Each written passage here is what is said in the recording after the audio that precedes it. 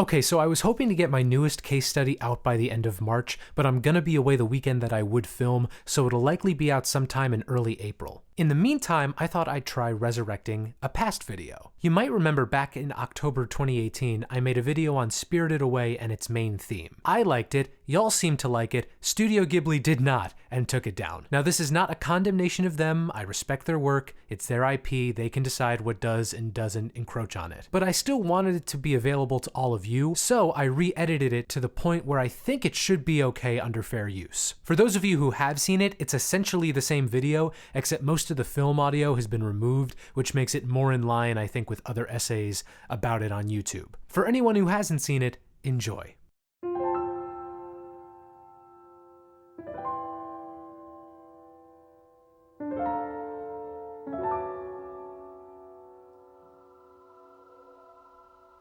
Change is inevitable. That's something that most of us have heard at some point. In fact, it's ironic that one of the biggest constants in our lives is that there are very few constants in our lives. And yet, change is also something else. It's painful. A move to a new place, a loss of a loved one, growing up, learning from your mistakes, finding your place in the world, all of these are necessary for personal growth, but they rarely go how we expect them to. These changes are what help define us as people. They impact the things we feel and do, and in many instances, they're what we make music about. Which leads to today's question. Is there a way to express the process of change through music? Sure, there are songs about changes, and heck, music itself is in a sense the art of tonal and rhythmic change, but is it possible to channel the pain, the beauty, the spirit of change and growth in music itself? In today's case study, let's talk about a piece that does just that.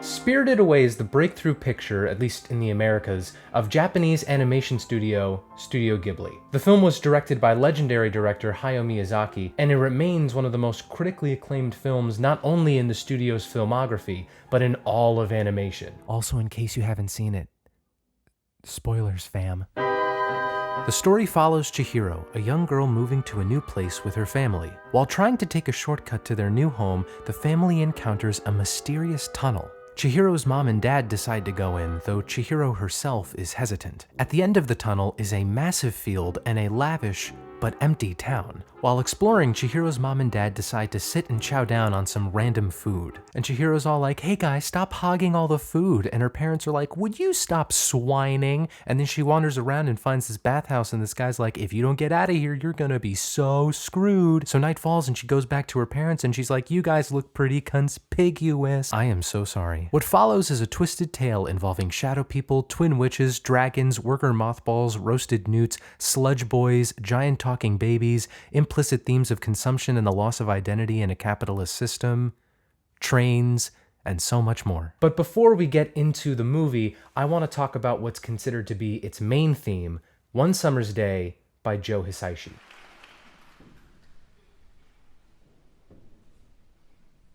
One Summer's Day begins with 4 chords that set the stage for the rest of the piece.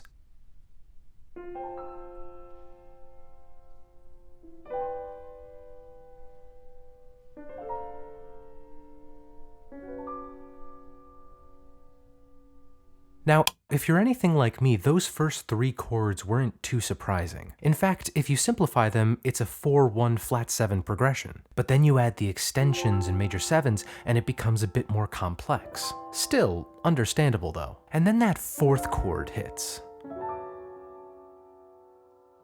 This strange C-sharp minor chord. What a weird left turn. And yet it's perfect for the opening. The first 3 chords establish a comfortable, if loose, sense of tonality in C major, and that last chord subverts those tonal expectations. The musical equivalent of, say, exploring a new place only to find it overrun with monsters and parent pigs, and a reminder that the environment the piece presents is not as it seems. The A section continues with chordal chords moving in parallel motion and a solo piano melody.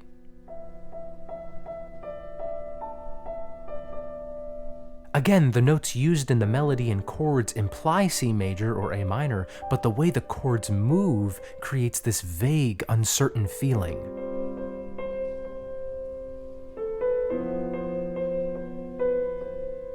In fact, it's worth noting that Hisaish as a composer was heavily influenced by Claude Debussy, as well as the Impressionist movement in general. If you want more historical context to Hisaishi's work, I highly recommend Sideways' video on the same topic. The section repeats with the same melody and additional extensions within the chords, which helps center the piece in C major, though it doesn't ground it fully. Rubbing seconds are everywhere, creating tension in otherwise normal chords.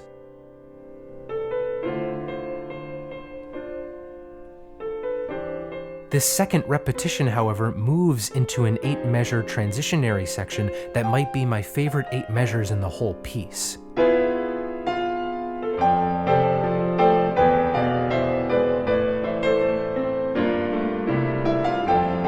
It's the most conventional section so far, at least when looking at it through the lens of Western music theory.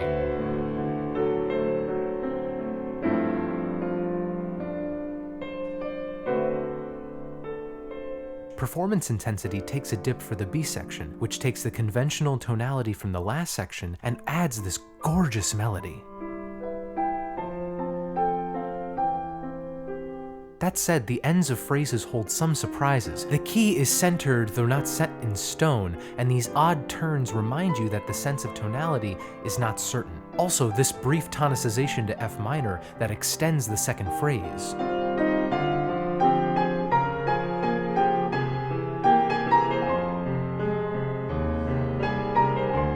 And just as the second phrase is about to end on an authentic cadence, the same chord that started the A section comes out of nowhere. The piece goes through another transitionary section with some of the most unique progressions heard so far. This rapid movement gives the feeling of transporting, which will be important in a little bit. This is followed by another round of 4 chords with extended harmonies played with great intensity.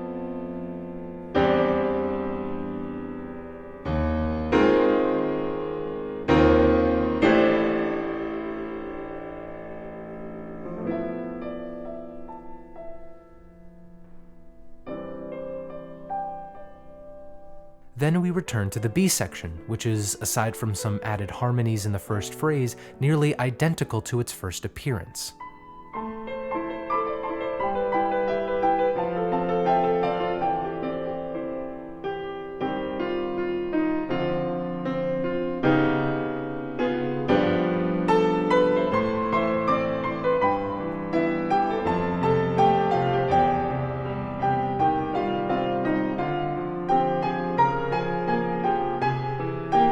Just as the second phrase ends on the G chord, it moves to this F major 7 chord that ends the piece in a perfectly unresolved way.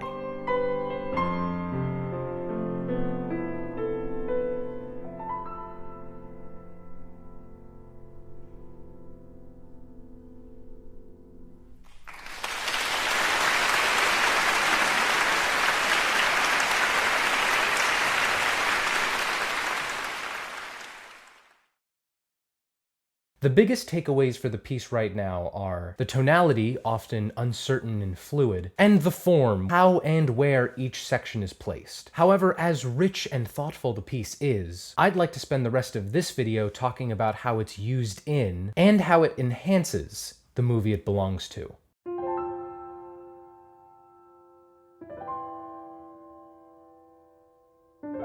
One Summer's Day appears 4 times throughout Spirited Away. The opening is Chihiro and her family are driving to their new home, when Chihiro and Haku are outside the pig pen where her parents are being stored, when Chihiro decides to journey to Yubaba's sister's house to convince her not to pursue an injured Haku, and the ending where Chihiro says goodbye to Haku, reunites with her parents, and leaves for their new home. What's interesting is that when viewed against the plot as a whole, these scenes function as turning points or starts of a new act. Chihiro's car ride setting off Act 1, Chihiro outside the pen starting Act 2, Chihiro planning to see Zeniba starting Act 3, and Chihiro leaving the town marking the ending. So in that sense, One Summer's Day is used in the film to signal a major change in the story. But why is it this piece specifically that's used in these scenes? Are there any commonalities in these scenes that would help us understand not only why this piece is used, but also understand more about the piece itself. Let's dig in.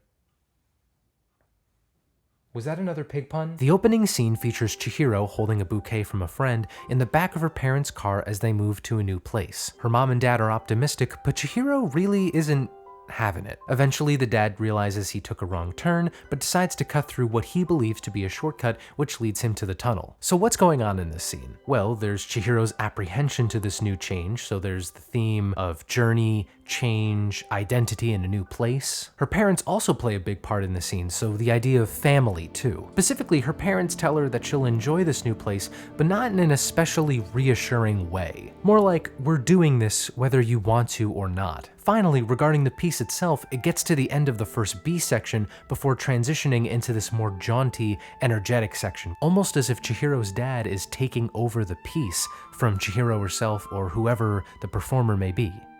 At this point in the film, Chihiro has become stuck in this new world. She's taken a job in the bathhouse under Yubaba, had her name taken from her, and the pig thing, too. After arriving to the pen and not being able to spot her parents, she sits with Haku, who gives her back the card from her friend at the start of the movie and tells her not to forget her name or she'll never make it home. He also gives her food to restore her strength and comforts her as she cries. A moment of kindness and fragility shared between Lilo from Lilo and Stitch and Max Goof. Chihiro heads back to work while noticing that, oh hey, Haku is a dragon, and not noticing, oh hey, No Face is creepin'. So with the card, identity is again a present theme. Also family, since this is the first time Chihiro's been able to see, or at least try to see, her parents. I'd like to point out that the piece is played the longest in this scene, all the way up to the second B section. I mentioned the transporting feeling that one section gave, which happens to play just as Haku is, what's the word? Oh yeah, flying away. In addition, the end of that transition, the one that sounded really confident, plays just as Chihiro goes back to the bathhouse, ready to work, but No Face is creeping. Perhaps the music reflects this duality, Chihiro's confidence shown through performance intensity, contrasting with the uncertainty of this strange guest shown through the odd tonality.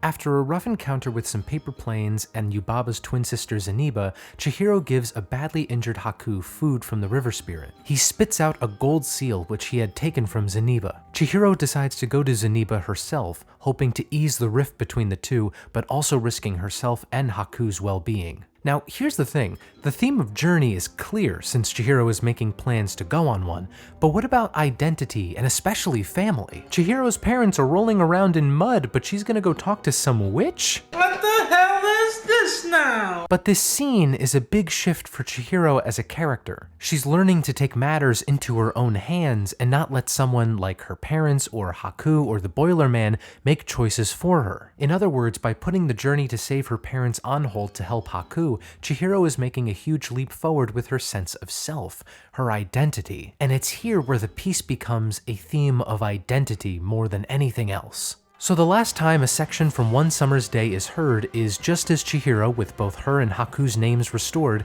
says goodbye to him, crosses the field, and leaves for her new home with her parents. I say a section from because the piece that plays here isn't called One Summer's Day. Parts of it play, but it's actually called The Return. And while some sections are carried over, the changes are clear. Listen to this bit where the A section melody comes up.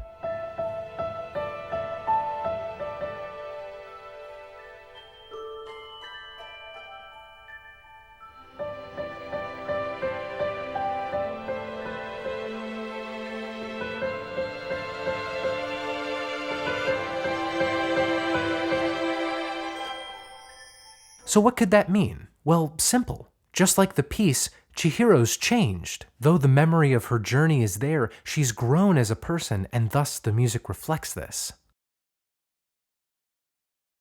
There's one last thing I'd like to bring up about Spirited Away, and that is, this movie is weird. Not in a bad way. It's a phenomenal movie, but It's weird. Chihiro's parents become pigs. Chihiro gets stuck to the ground at some point for some reason, and Haku says a bunch of random stuff, and then he's like, get up, and she just does. This shadow thing called No Face just kind of wanders into the bathhouse, making gold and eating people, and then he ends up puking it all out before riding a train with Chihiro. The seal Haku spits out comes with this cartoony looking slug that Chihiro tries to step on, and she does, and she's all like, one of the guests in the bathhouse is this giant sludge beast that they clean, and then it turns out it's a river spirit with a knife in its side, so Yubaba summons a rope and everybody pulls and a lot of random stuff comes out and then the spirit's like, it's all good, and then flies away.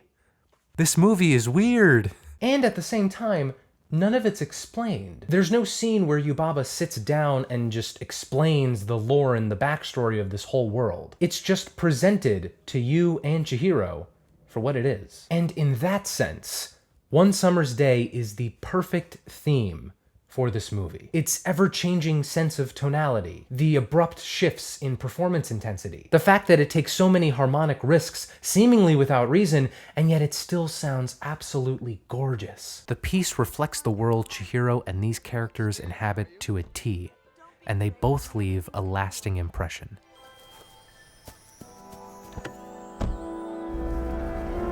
Change is inevitable. Change is painful. Change is necessary. A new home and a new school. It is a bit scary. I think I can handle it.